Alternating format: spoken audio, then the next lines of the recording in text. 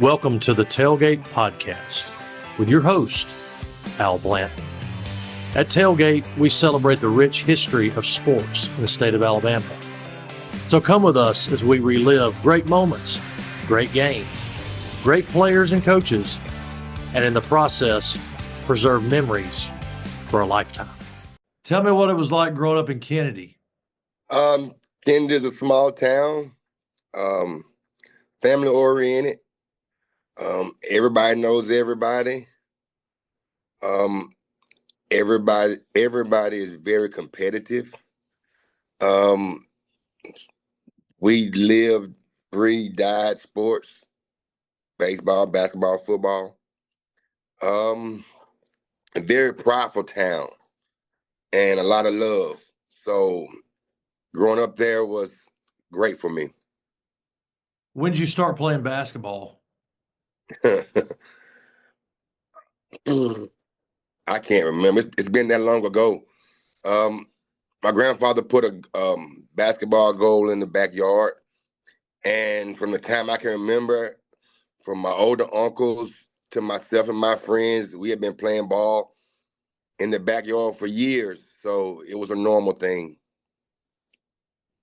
I read something where all you could see on your backboard was just the square, and you would just shoot till late at night. And but you said you didn't need anything else. You just as long as you saw that square, you were good. Yeah, correct. We had basketball goal in my backyard, and then my uncle or my cousin put a basketball goal right down from our house because we were neighbors, and the goal was in between our yard and his yard. And when you're young, with daylight savings time, you could shoot in the moonlight. All you could see was the moonlight, and the moonlight, all I could see was the white of the net and the square on the backboard that we had drew a box on the wood backboard. And I would just sit out there and I would just shoot at that over and over from different spots over and over and over to where it became more of a feel thing for me. And I guess all of that shooting in the dark, not being able to see the rim, just the white of the net and the square, made me a pretty good shooter, I guess. Who taught you how to shoot? Self-taught. Did you kind of watch other players that were playing college basketball at the time, or were there other players in the community that you kind of emulated? Well, growing up, we had a stud in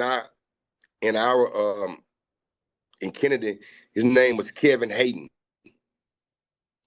And Kevin Hayden was a three-sport phenomenon.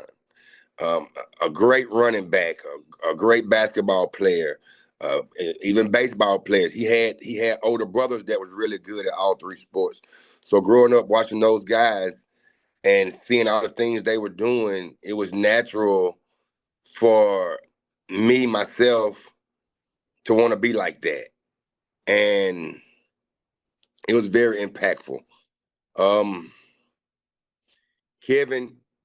When Kevin was a senior in high school, I was in the 9th grade, and Coach Robert Burdett, who just went into the Alabama Coaches Hall of Fame, he was our coach, and he moved me up to the varsity team Kevin's senior year. I was in the 9th grade. And practicing against guys like that every day, you have to get better. And Kevin was the type of person that he didn't let up. He didn't feel sorry. He went at you, and it all paid off. Was South Lamar good before you got there?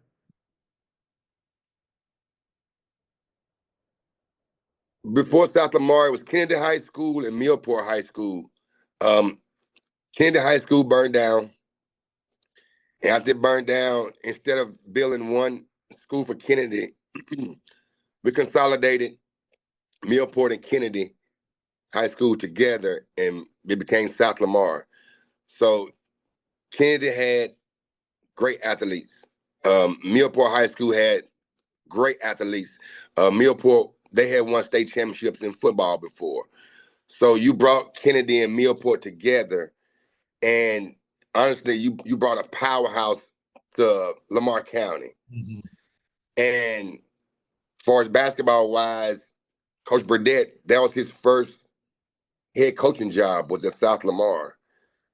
So he was the only guy that coached me from 7th grade. I was going to the 7th grade when the school combined, when it consolidated. And he coached me 7th, 8th grade, moved me up to the varsity 9th grade, and the rest was history for me. What was it like playing for him? I mean, he's a big dude, and I mean, he's got that like this permanent scowl on his face. I saw that the picture of him getting inducted to the Alabama High School Sports Hall of Fame, and it was that same scowl. I mean, he's kind of intimidating. What was it like playing for him? Um, Fun. At first, it was hard. He had high demands. He pushed you, and he pushed you, and he pushed you. And the group of guys he coached, we were all hungry. We wanted that. We felt we had something to prove. And with his attitude coming in, and for all of us, it was a great combination. At first you have your ups and downs, guys trying to gel together, coming from 2 different cities. The first year, that team went to semifinals, state championship, a state tournament. The next year, the same thing. The next year, the same thing. We could never get over that hump. And then we had 3 or 4 years where, not 3 or 4 years. Yes, it was 3 or 4 years where we didn't make it to Jackson. We didn't make it to play at Auburn or Tuscaloosa. Fell short the game to go to play in the state tournament. So my senior year, we finally got over that hump. And we brought Coach Burdett and South Lamar the first state championship ever in school history. And that record still holds today. Was there another side of him too, where maybe he could be a jokester as well? Yes. He was a player's coach. He wasn't all strict. In between the rectangle, in between the lines, he was like this, but outside, he was like this. So I think all the players had a great relationship with Coach Burdett. I mean, he was that kind of guy. Now I had to do some research on this one, but I think I got it. So I want to go over the starting five. And it's my understanding now that you ran the point. Um, Correct. I guess this would have been your senior year, maybe. But you had you at the 1, you had Jason Poole at the 2, Correct. then you had Henry Allred at the 3. No. Oh, he didn't start. Okay. No. He started, but he wasn't a 3. He was the 4. Where did Henry fall into the mix? Oh, I'm sorry. Kevin Hood was at the 3, and then Henry Correct. was at the 4. But Jason Kevin interchanged 2-3, and Henry Allred was the 4. Okay, Henry was. I'm sorry, I read that wrong. And then Bryant Gardner was the 5. Correct. Brian Gardner, correct. So Wilson, Poole, Hood, Allred, and Gardner. Correct. What was that camaraderie like? What do you remember about those guys?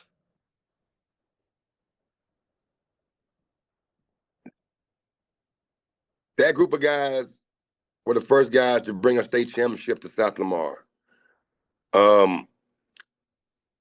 Everyone knew their role. No egos involved. My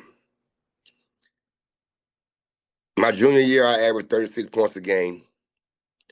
The next year, expectations were high for me as the team because we fell short.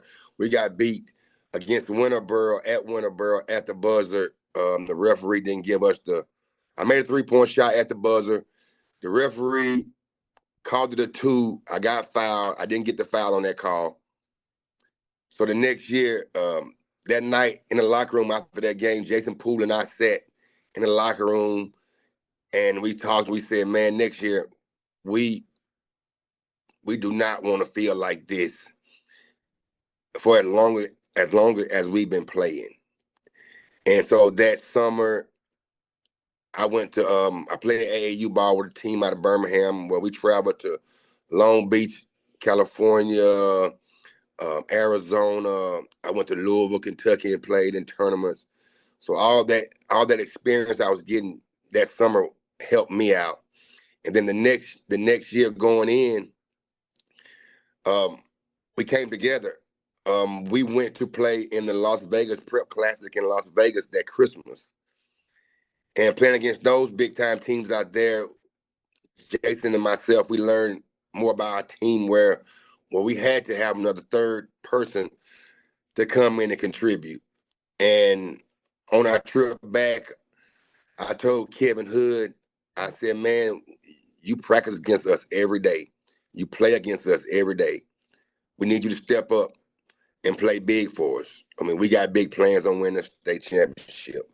And that year, Kevin Hood came out of his shell and he averaged 25 points a game that year.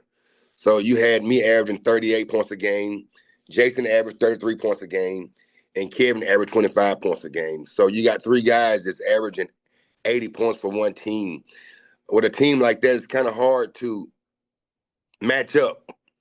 So you stop one and this guy gonna step up. You stop and this guy and this guy gonna step up. So and Henry Allred was the best man at his job, and all he had to do was rebound the ball and get the ball to one of us, and everything is gonna be all right. Oh, and make all your layups. When you get a layup, Henry, you got to make your layups. And Henry did that to the best of his ability. Henry Allred was a hustler. He's going to take charges. He wasn't going to get tired. Henry was just one of those guys where he knew his role, and he did his role at the best of his ability. Blue collar, lunch pail guy.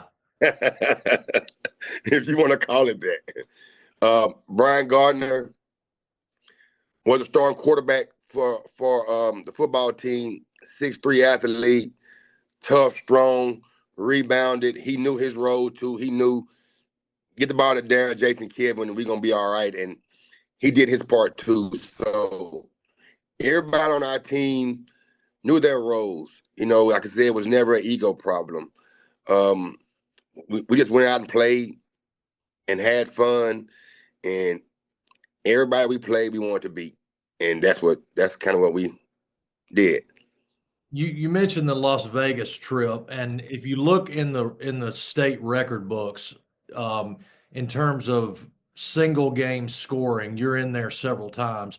Was that 67-point game in Vegas? 67? Yes. No, 57. 57. Okay. I didn't score 67 scored in 65 in a game. I'm sorry. Did you not score 65 in a game? I scored 65 against Curry High School. Okay, so that was against Curry. And that was the one that you and Henry combined for 67. You had 65 and Henry had 2. Yeah. Correct. All right. So, yes. but then you had 59 against Aniana and 59 against Sullivan. Have you forgotten those two? No, sir, I haven't. That Aniana game, it takes Coach Burdett to tell that story. We were number 1 in the state, averaging over 100 points a game. I think Aniana was number 9 in the state. And Coach Burdett and their coach were good friends, and we had an open game. They had an open game, so that's how that game came about. And Coach came to us and said, asked if we want to go to play Aniana. They were number 9 in the state. Well, we were a bunch of dogs, so we didn't care who it was. All we wanted to do was play, and we said we'll even go there. They didn't have to come to South Lamar. We'll go there. I think we felt we had a lot more to prove, being from a small town, small area. So that's what we did. And when we got there, that was Very, very exciting game. A little country town team coming to Aniana. No, it's up in the Birmingham area. You understand? So, but I don't think Aniana really knew what they was getting themselves really into, because we had a lot of pride and we did not think no one could beat us. And that game, our team scored 158 points again in that game. I think the final score was 158 to, oh my gosh, 80 something, 90 something, I And I think. think that's a state record too, and for a single game score. Mm-hmm. I think I had 50, 52 that game. I think Jason may have had 53 that game. And Kevin Hood, I think he had about 35 or something that game. So you add up three guys who score over 130 points in one game. No, that's kind of amazing. I had a good buddy of mine tell me one time. He said, "Man, the way the game is played now, y'all were way before y'all's time because the number of points that you're putting up." But that's the philosophy Coach Burdett had. Back then, Loyola Marymount was the team, and they ran and running guns, shoot, shoot, shoot, shoot, shoot, shoot, shoot. And that's the philosophy Coach brought to us. And for a high school team, I think we mastered that. Were you free to just pull up? Let's say that y'all got it out on a break and you're wide open for three. You had the green light. Coach Burdett told me, "Hey, Darryl, if it feels like leather, shoot it." So you tell me what that means to a young ball player. Another question about that is, will they let you in the city limits of Aniana now and Sulligent? Can you go back? I mean, Yeah, I can go back. I think I can. I didn't harm anybody. It's just basketball. just hung I, 150 I, points. I remember. I remember the following year, South Lamar went back to Aniana, and Brian Gardner is my cousin. And it was during a break, I think Christmas break. I'm not sure when it was, but I went to that game with his parents, and their coach saw me walking into the gym with the team. So he was like, "I thought y'all said he graduated," because he wasn't expecting to see me at the game. So that was a story that was told to me. So I think I'm allowed. I think I'm allowed intelligent and Aniana. Good. So you ended up at Mississippi State, of course. Talk about the recruiting process. Was it always Mississippi State, or were there some other schools that were kind of in the mix there for a little while? Well, my my process was different. I didn't pass my ACT test.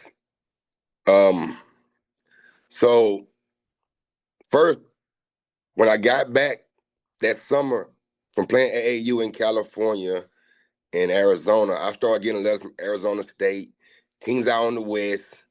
I got letters from Clemson, Georgia, all the Power Five schools. But the ACT test was a problem for me. I don't understand why.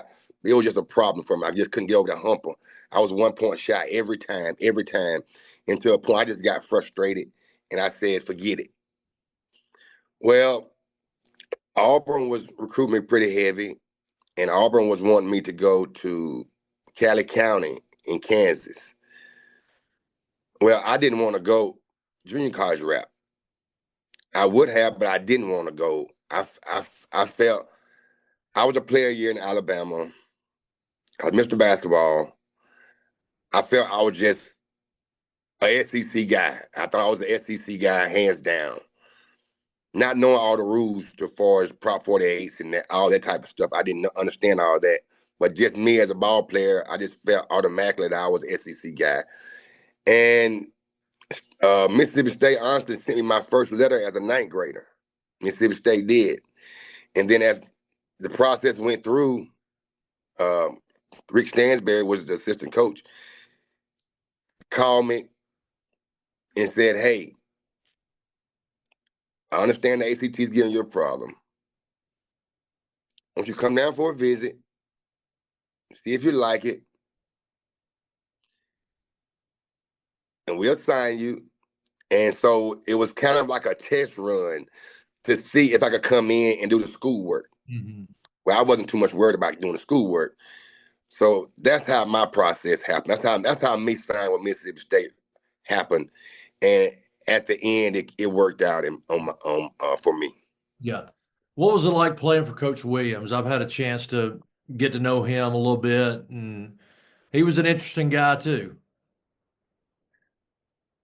Oh, going in, I had no expectations. I had expectations for myself, but I don't think the coaching staff had high expectations. Especially after you sit out a whole year, you don't play no college ball. Then you come in the next year, you got a whole new recruiting class. You got guys coming back the next year. So the expectations were low, I think, for the staff.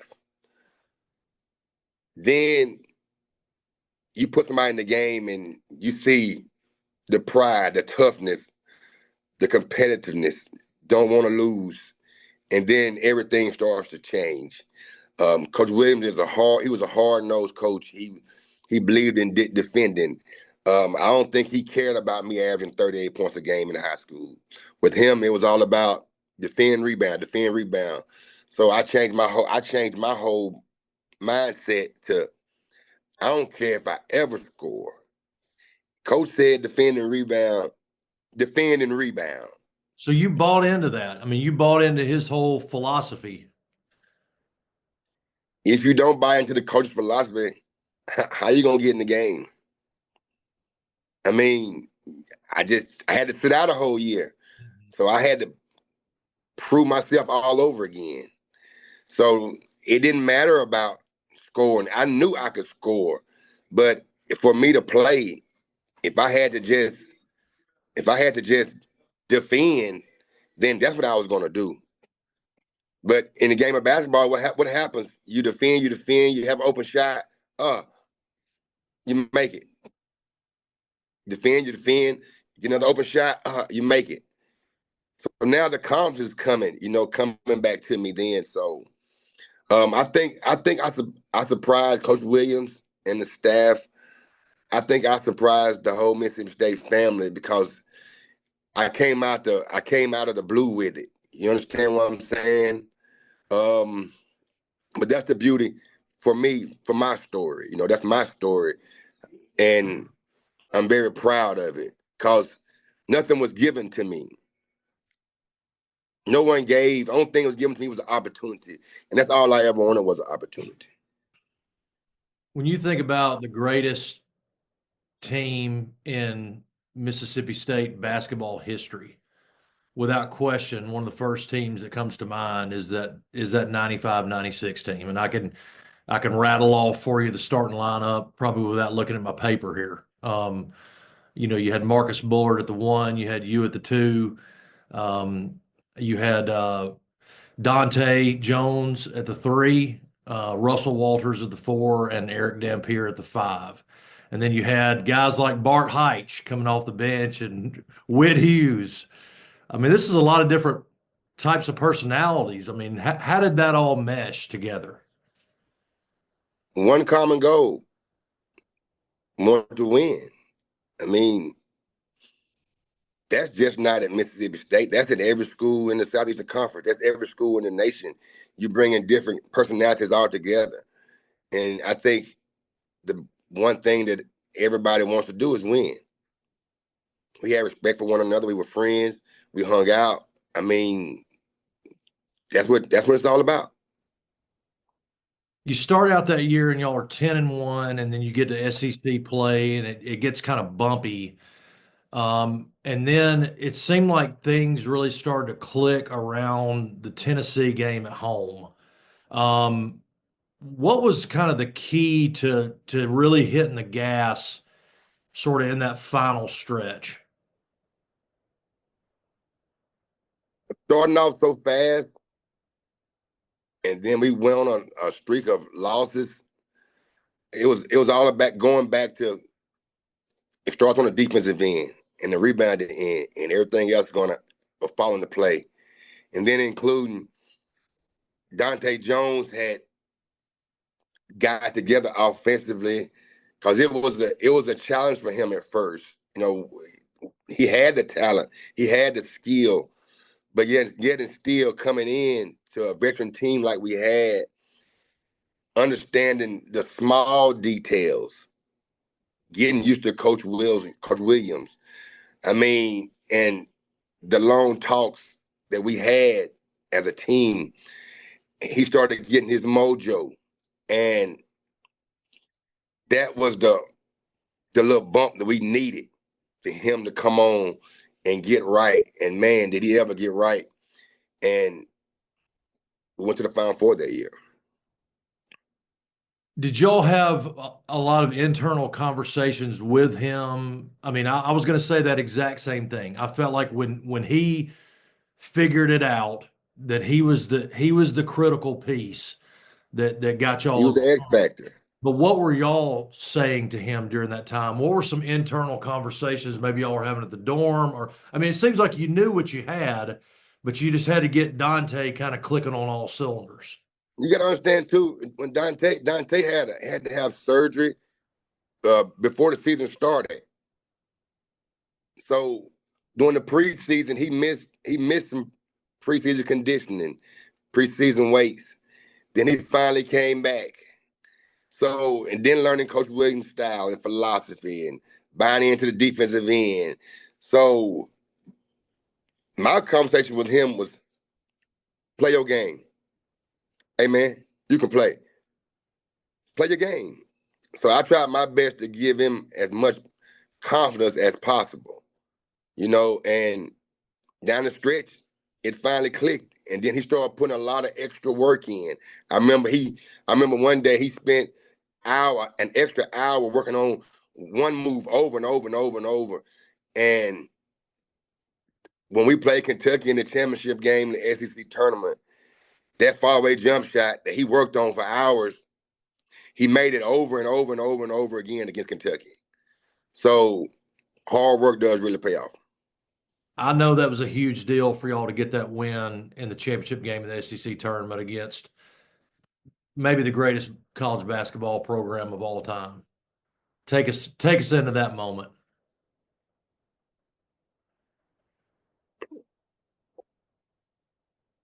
That Mississippi State team that we had, we were not afraid. We weren't scared. We took it as next game on the schedule. Let's go play basketball. This is what we do. I mean, it's not like we're going in the boxing ring to fight. You know, we're going to defend you, put the ball in the hole. And that's what we've been doing our whole lives. So it wasn't, to the outside world, it was big. Okay, it's humongous. You play Kentucky. But to basketball players, it's, man, you put your shorts on the same way, jersey on the same way, shoes on the same way. Now, who's the better team? Let's go out here and play. Yeah. And that was our team's mentality. It didn't matter who it was. You still got to play. I mean, the game had to be played. It had to be played. You go into the tournament as a 5 seed, and then your first draw is in Indianapolis at the RCA Dome against VCU.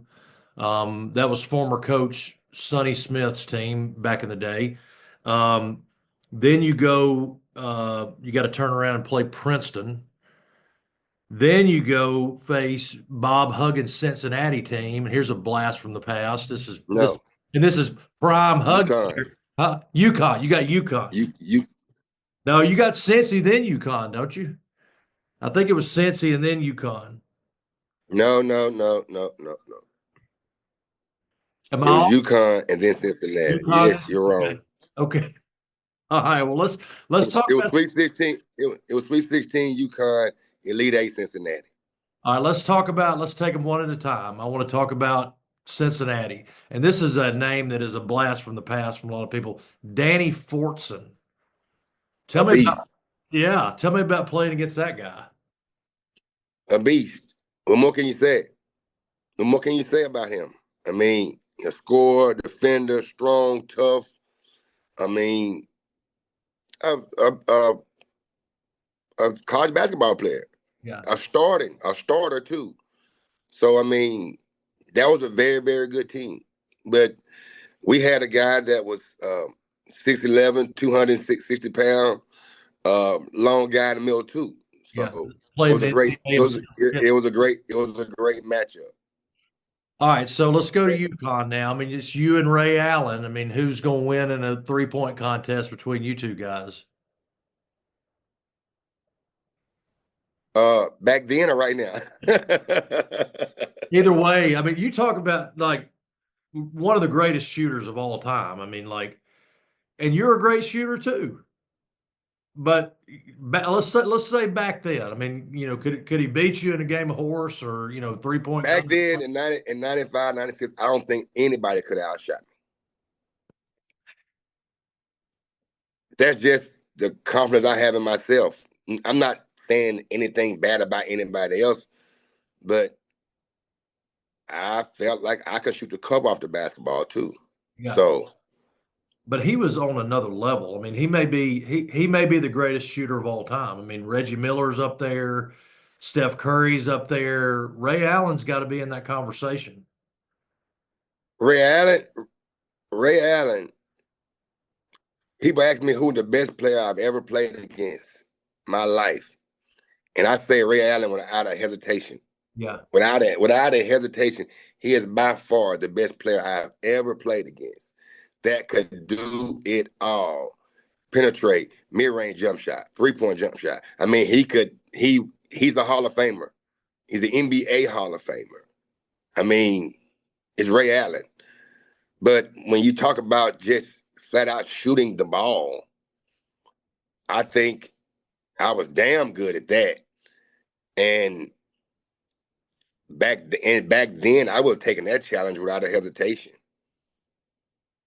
And I love Ray Allen. I mean, he's certified. Mhm. Yeah. So then you get Syracuse, and you have to face John Wallace, Otis Hill, Todd Bergen. Um, what was so tough about playing that bunch?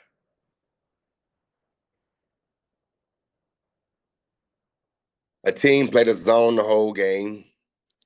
Um, I really don't like talking about that game because it's kind of hard because the run we were on, that was the game that came out of nowhere for us. I mean, because we didn't play to the best of our ability that game. A lot of things happened that wasn't expected. We weren't expecting Otis Hill to have 16 points in the first half. That just wasn't expected. I think I had got 2 fouls early in the first half. I had got 2 fouls. A lot of things went bad for us early in that game, and we just could never recover. I'll talk about this as much or as little as you want me to talk about it, but is this something that you've just kind of left there, or do you go back and watch it from time to time? And I've watched that game 1.5 times.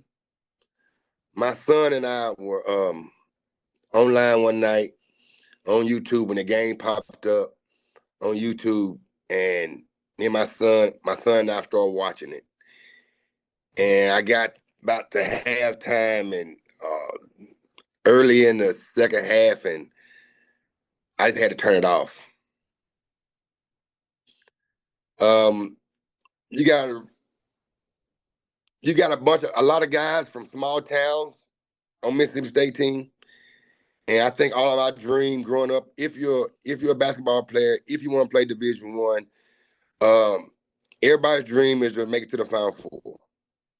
If you're a basketball player and that's not your dream, make it to the Final Four, then you're not really a basketball player.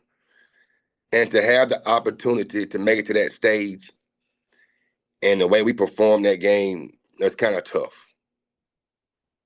But we all made it.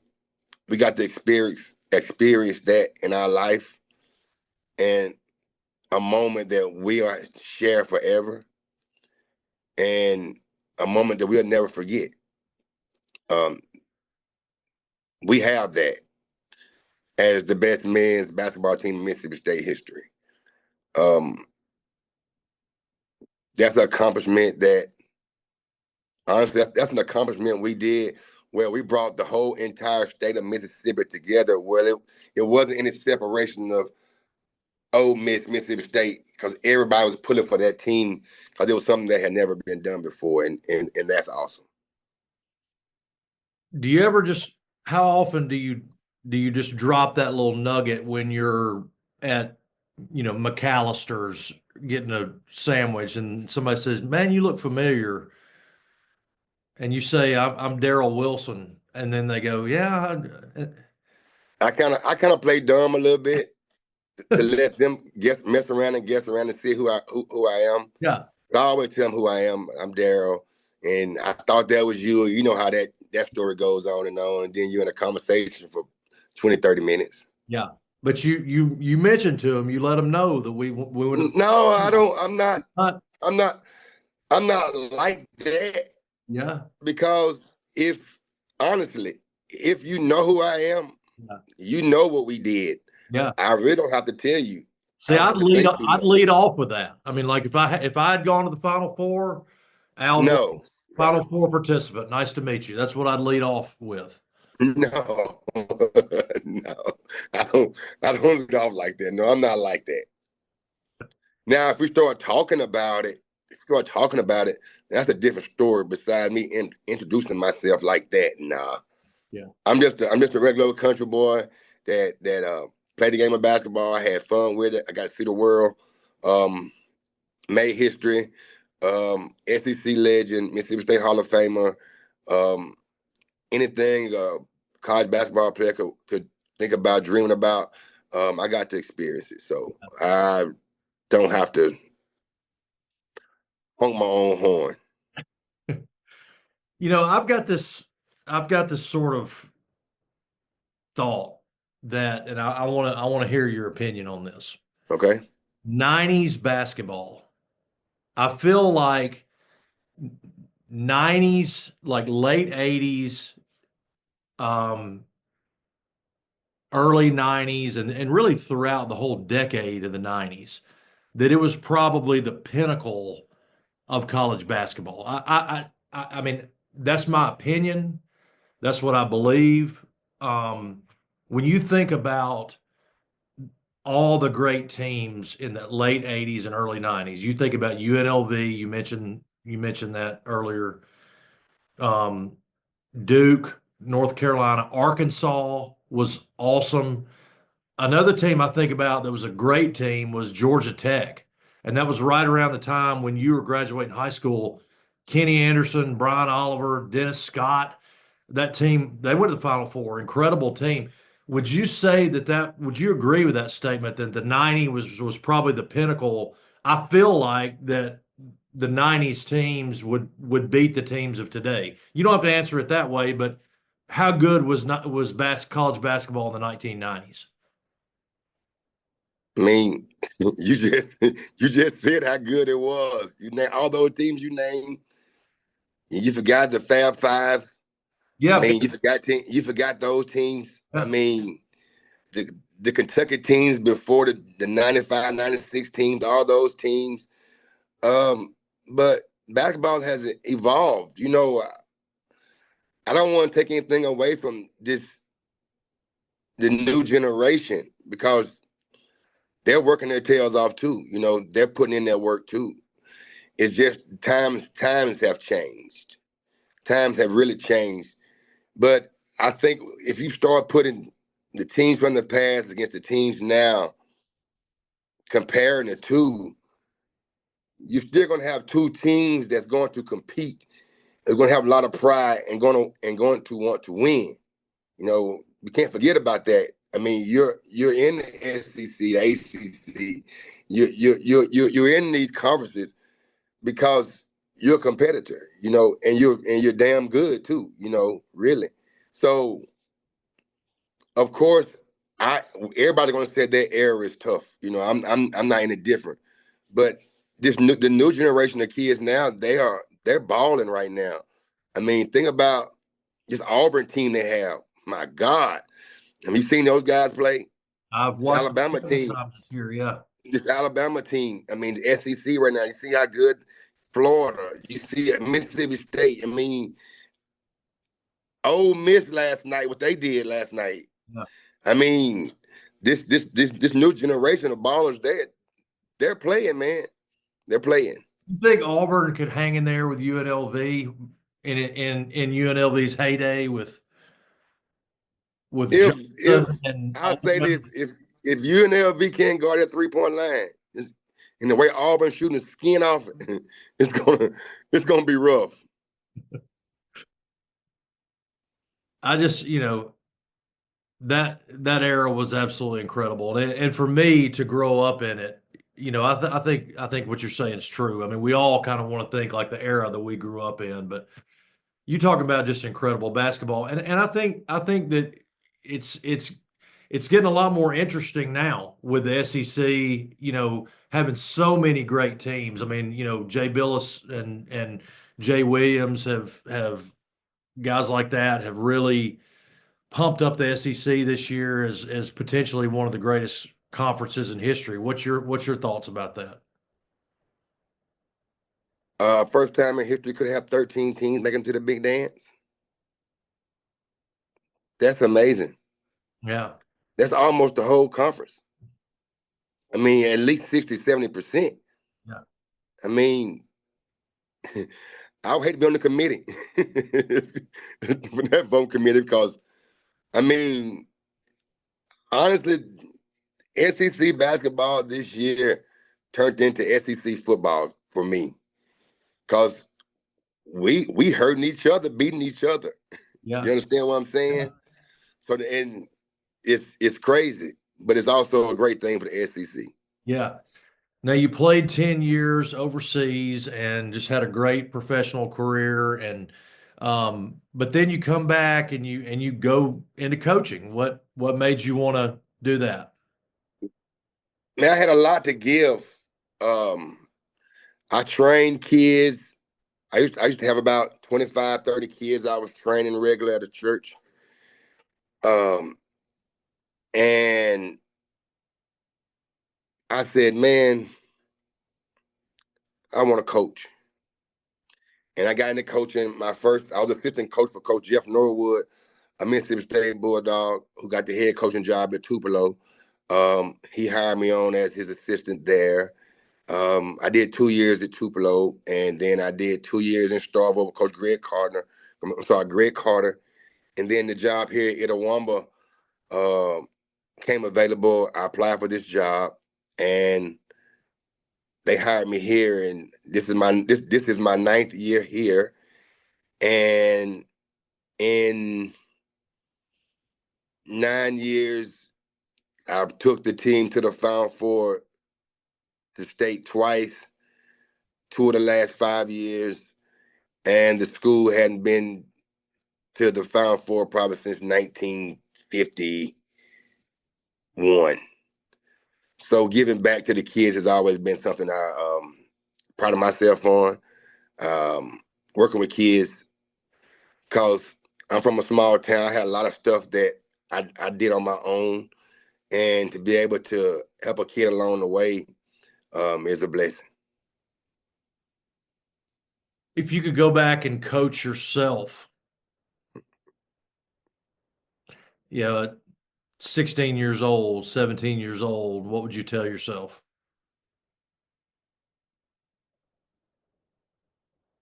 Man, that's a tough question. Mm. I consider myself then. I worked. I was always in the gym. Um, I wish um, we had a gun back in the 1990s. I More wish, technology. man, God, I mean, as much as I was in the gym, self rebounding, a friend rebounding, having a machine that would never get tired. Oh my God, that's I guess I would tell myself never let anybody outwork you. You got to keep working and working and working and working. Um, that's all I can tell myself. I mean, man, that's a tough question. I've never been asked that question. That's why I'm stunned right now because I don't know I don't know how to answer that. Good question, Al. Thank you. Great question. Oh my gosh. We may have to do part two, and we'll come back. We'll do second round of interview. I got more questions. We could be here all day, but I mean, like, Hey, you got me. You asked me about doing this. I said anything for you. So hey, you got me right now. so you have a huge honor in 2019. You get inducted to the Mississippi Sports Hall of Fame. What'd that mean to you? It meant all the hard work paid off. To have my mom, Miranda Wilson, attend, my grandmother, Ruby Hayden, attend, my late grandfather, who passed away, was in attendance. But I know he was looking down. Um, that was that was awesome. And 6 or 7 of my college teammates came down for that. Um, when I won't say people, when I played the game, I did not play the game for self accolades. I played the game to win and to compete. That was my whole purpose of wanting to play, is to compete, not to get this or get that award or get that didn't matter. What mattered to me was, did we win? Did you win? Okay. That's all that mattered. Um, so to get that honor was amazing for me. Honestly, I called all my teammates. I told all my teammates that we're going into the Hall of Fame, not just me, because this does not happen for me without y'all. So I think they were very surprised I called, but they know the type of person I am, and they told me that they really appreciated it, and they showed up for me. So that was a tremendous honor to go into the Mississippi State Hall of Fame. Um, that tells me my job. I did my job very well. Last question. Now you're living in Northeast Mississippi. Correct. You're not too far away from where you grew up. How often do you get back down to Kennedy, and do you ever just walk around or drive around and kind of take a walk down memory lane? I go back and have a basketball camp there. Uh, this will be year 9, year 10, maybe. Um, every year I go back and have a camp. My grandmother, my uncles, I still have family still in Kennedy, so I go back when I can. With coaching and being a father, being a grandfather, it's kind of rough, but I go back as often as I can. Kennedy will always be home. Um, there's no place like home, and I got friends and family that have been on my side since I've been in the world, and they have a lot of love for me, and I have a lot of love for them. So that bond and relationship will always be there.